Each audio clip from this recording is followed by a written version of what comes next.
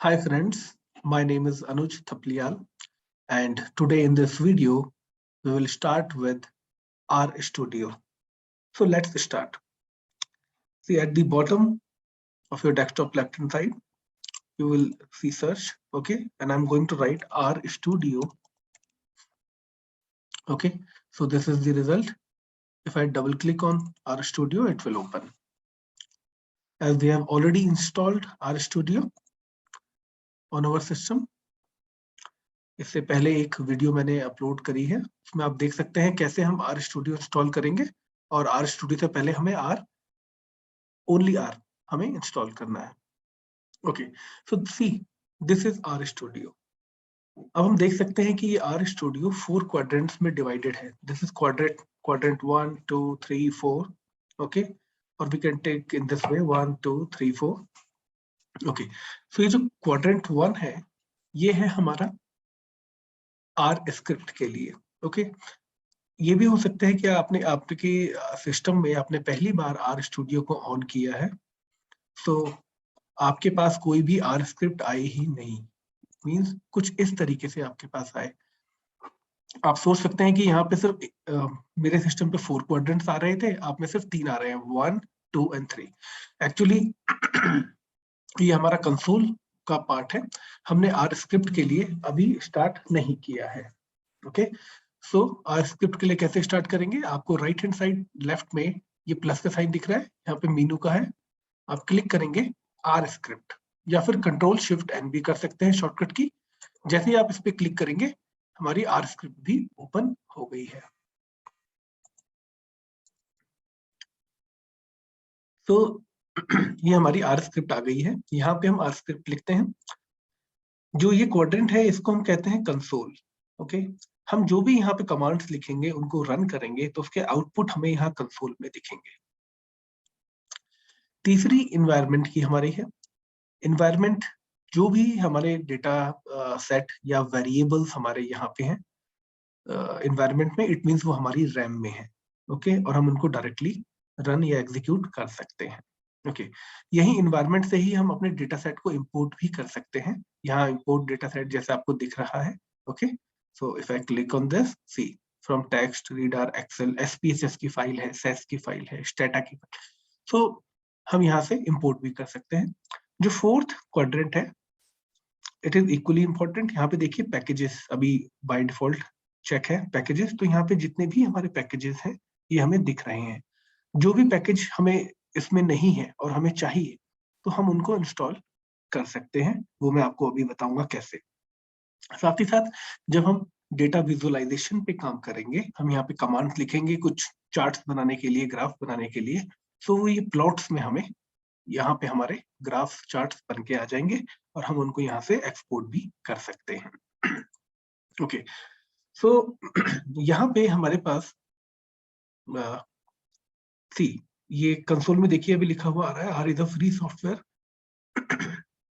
and comes with absolutely no warranty or welcome to redistribute, okay, all these things. Okay, so मैं इसको clear करना चाहता हूँ, console को बिल्कुल क्लियर। तो उसके लिए आपको यहाँ पे एक आइकन दिख रहा है क्लियर कंसोल या Ctrl+L। तो जैसे ही मैं इस पे क्लिक करूंगा, now my console is fresh and clear. Okay, मैं हमारे पास बाय डिफॉल्ट भी R ने हमें बहुत सारे डेटा सेट्स दिए हैं जिन पे हम काम कर सकते हैं। अगर आप देखना चाहते हैं तो हम उस पे लिख सकते हैं डेटा।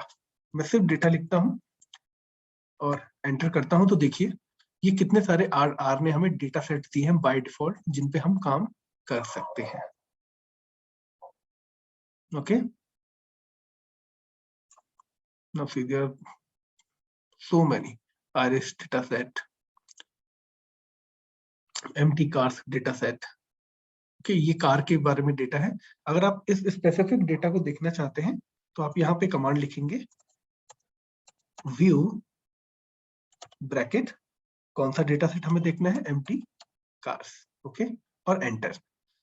सी ये हम कंसोल में काम कर रहे हैं तो it is working as a interpreter. अगर आप मेरी प्रीवियस वीडियो में देखेंगे मैंने डिफरेंस बताया है इंटरप्रेटर में और कंपाइलर में। इंटरप्रेटर में हम हाथों हाथ हम जो कमांड लिखते हैं या कुछ भी लाइन कोड लिखते हैं और एंटर करेंगे तो हाथों हाथ एग्जीक्यूट हो जाता है। तो जैसे ही मैंने एंटर किया, देखिए मुझे ये डेटा सेट यहाँ पे दिख गया जो बाय डिफॉल्ट आर ने प्रोवाइड किया है एम्प्टी कार्स का। ओके,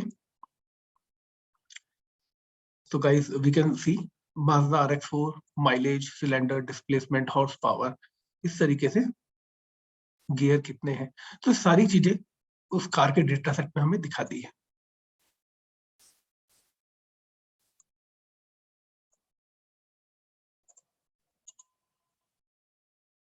ओके, सो हमें अभी टेबुलर फॉर्म में डेटा सेट दिखा दिया है, बट अगर मुझे कोई भी डेटा सेट है और उसका सिर्फ मुझे टॉप के 6 ऑब्जर्वेशन देखनी है। ओके, सो हम टॉप की 6 ऑब्जर्वेशन कैसे देख सकते हैं, आपको कमांड लिखनी होगी। मैं यहाँ पे जैसे लिखता हूँ हेड ब्रैकेट एम्प्टी कार्स, तो जैसे मैंने हेड एम्प्टी कार्स लिखा तो मुझे टॉप के 6 रिकॉर्ड्स दिखाएगा। ये देखिए जैसे मैंने एंटर किया तो उसने हेड एम्प्टी कार्स के बाद मुझे 1 2 3 4 5 6 टॉप की 6 ऑब्जर्वेशन मुझे दिखाई हैं। ओके, आप यहाँ से भी देख सकते हैं, ये है टॉप की 6 ऑब्जर्वेशन और यही मुझे उसने यहाँ आउटपुट में दिखाई है। ऐसे ही अगर आप लास्ट की ऑब्जर्वेशन देखना चाहते हैं, सो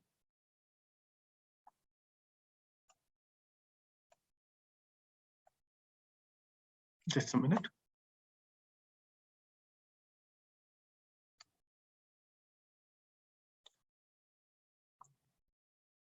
अब आप बॉटम पे देखिए, मैं यहाँ पे लिखूंगा, पहले मैंने लिखा था टॉप की 6 के लिए हेड, अब मैं लिखूंगा टेल, टेल डेटा सेट का नाम, एंटर, तो मुझे लास्ट की 6 ऑब्जर्वेशंस दिखाएगा। ठीक है, tail mtcars 1 2 3 4 5 and 6।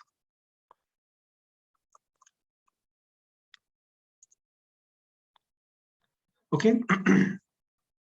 Now अभी मैं इस एम्प्टी कार्स डेटा सेट को यहाँ से रिमूव करता हूँ। ओके, साथ ही स्क्रीन को भी थोड़ा सा मिनिमाइज करते हैं। Okay,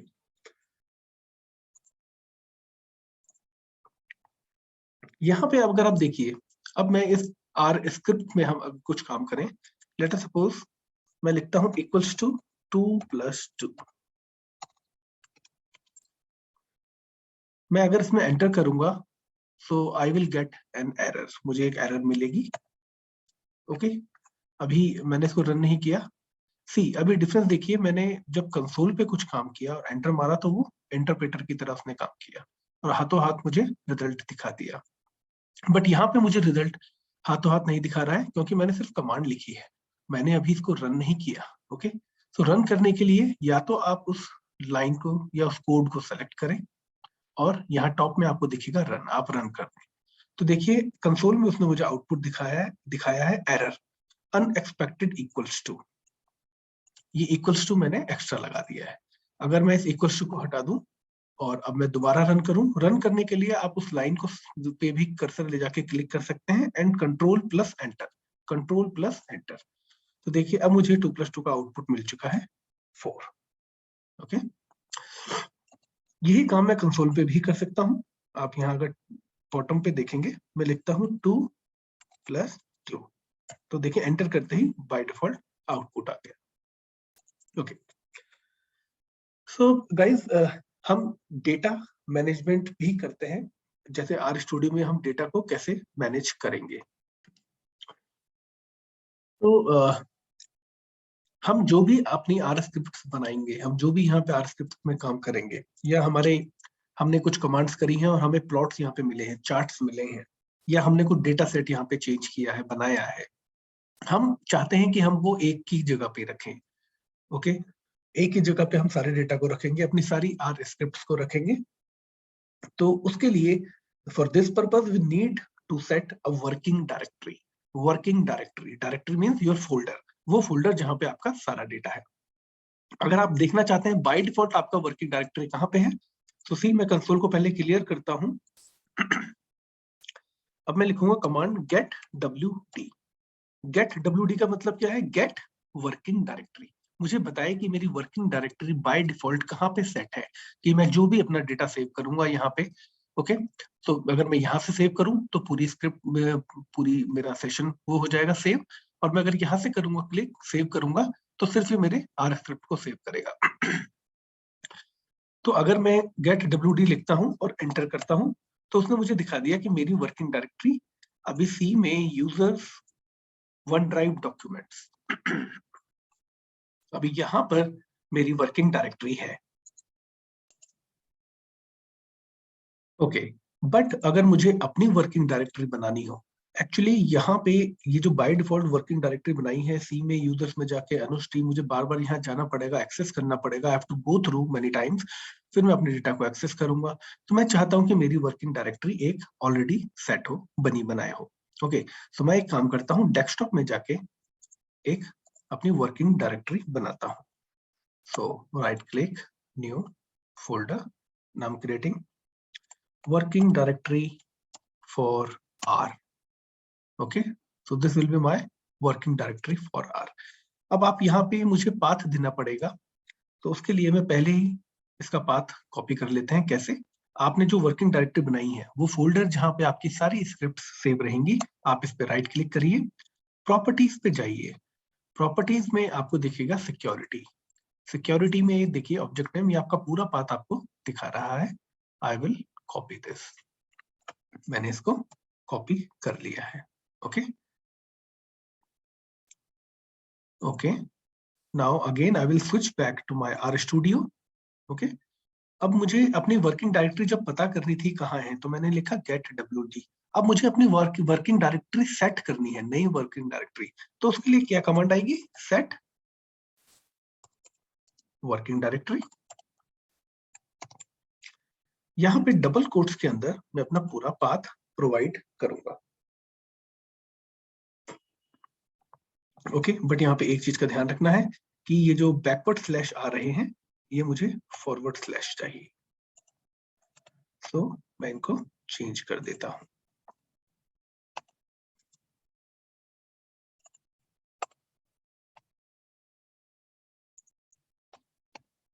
okay, now if I put enter, तो सी यहाँ पे लिखा हुआ आ गया कि मेरी वर्किंग डायरेक्टरी कहाँ पे। देखिए, C users Anushthi OneDrive desktop में वर्किंग डायरेक्टरी फॉर आर के नाम से मैंने भी बनाई थी, ये मेरी वर्किंग डायरेक्टरी हो चुकी है सेट। ओके, अब एक काम करते हैं, अपनी अपनी इस वर्किंग डायरेक्टरी में एक छोटा सा डेटा सेट बनाते हैं। ओके, CSV डेटा सेट कैसे बनाएंगे? मैं अपनी वर्किंग डायरेक्टरी में गया, ओके, राइट क्लिक किया, न्यू, और मैं एक टेक्स्ट डॉक्यूमेंट बनाना चाहता हूँ। ओके, जो हमारा नोटपैड है, टेक्स्ट डॉक्यूमेंट, और इसका नाम मैं बाद में रखूंगा। मैं डबल क्लिक करता हूँ।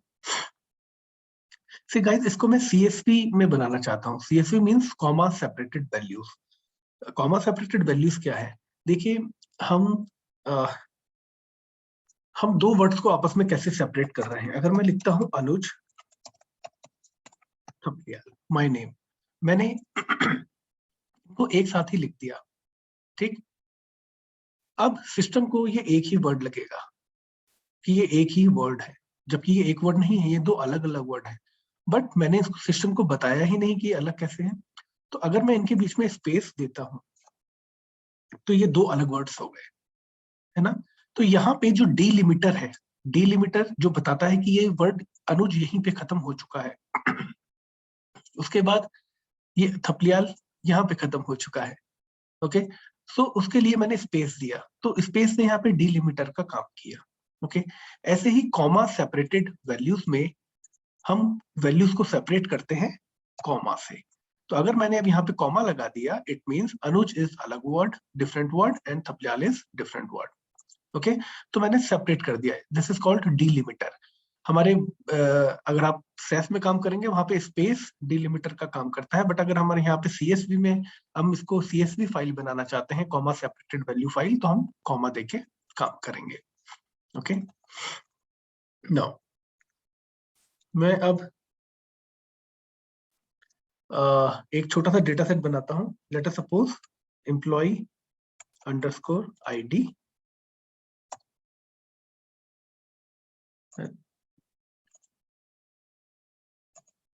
और इसको जूम इन करें शायद,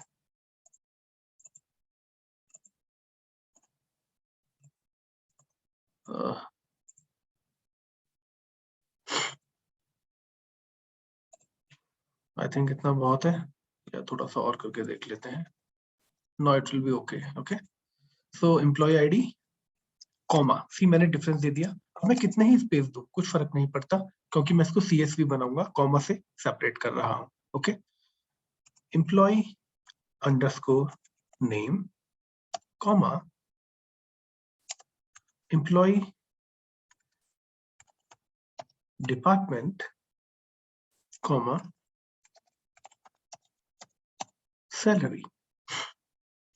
ओके, नाउ अब मैं और डेटा में एंटर करता हूं। Employ ID is E_01 comma Anuj, for example, department analytics, salary 1 lakh. Now in the same way, I create another record E_2. यहाँ पे मैं नाम रखता हूँ Jitendra, comma department marketing, comma 1,50,000.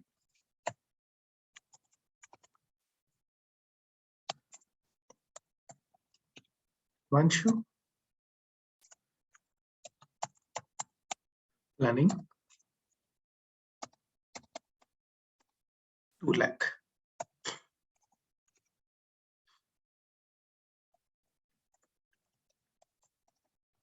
Akhilesh, comma finance, comma 2,50,000. Okay, now I'm going to save this. Save as EMP data. Okay, employ data मैंने रखा है और इसको सेव करना चाहता हूँ ऑल फाइल्स करके। मैं इसको EMP data डॉट CSV कर देता हूँ, कॉमा सेपरेटेड वैल्यू, और मैं इसको सेव कर देता हूँ। नाउ गाइस, अब आप देखिए, जैसे ही मैंने CSV करके सेव किया तो यहाँ पे एक्सेल की तरह ही फाइल आई है, बट ये कॉमा सेपरेटेड वैल्यू है। आप देख सकते हैं नीचे जो होवर आ रहा है इसमें लिखा आ रहा है कॉमा सेपरेटेड वैल्यूज। यहाँ पे भी देख सकते हैं आप टाइप में Microsoft Excel comma separated value file EMP data. Okay, now I will switch back to my RStudio. दोबारा से RStudio पे चलते हैं और अब हम अपनी उस बनाई हुई फाइल को इंपोर्ट करेंगे। पहले मैं इसको डिलीट कर दूं। इंपोर्ट डेटा सेट इन्वायरमेंट में देखिए, मैंने क्योंकि अपनी by default working directory set कर दी है कि ये मेरी वर्किंग डायरेक्टरी है, तो अब मैं डायरेक्टली यहाँ से डेटा को इंपोर्ट भी कर सकता हूँ। अपने डेटा सेट को मैंने क्लिक किया, मुझे अभी CSV फॉर्मेट की फाइल को इंपोर्ट करना है, तो मैं यहाँ पे क्लिक करूंगा। ओके, फ्रॉम टेक्स्ट रीडर मैंने जैसे ही यहाँ पे क्लिक किया तो गाइस, जैसे मैंने इंपोर्ट डेटा सेट किया, एक मैसेज पॉपअप आया है, preparing data import requires updated version of the following package reader RCPP। तो क्या आप इस पैकेज को इंस्टॉल करना चाहते हैं? यस। आपको इस बात का ध्यान रखना है कि जब भी आप पैकेज इंस्टॉल कर रहे हैं तो आप इंटरनेट कनेक्टिविटी होनी चाहिए, इंटरनेट से आपका सिस्टम कनेक्टेड होना चाहिए, क्योंकि अभी जो हमने प्रीवियस वीडियो में डिस्कस किया था CRAN, comprehensive R archive network, ये किसी ना किसी नेटवर्क, उस नेटवर्क में से किसी ना किसी सर्वर को अप्रोच करेगा और वहां से ये फाइल डाउनलोड हो चुकी है, ऑलरेडी इंस्टॉल हो चुकी है।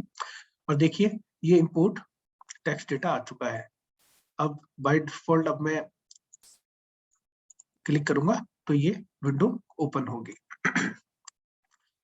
ब्राउज पे मैं जाता हूं तो देखिए बाय डिफॉल्ट इसने मुझे मेरी वर्किंग डायरेक्टरी में ले गया, वर्किंग डायरेक्टरी फॉर आर जो मैंने बनाई थी।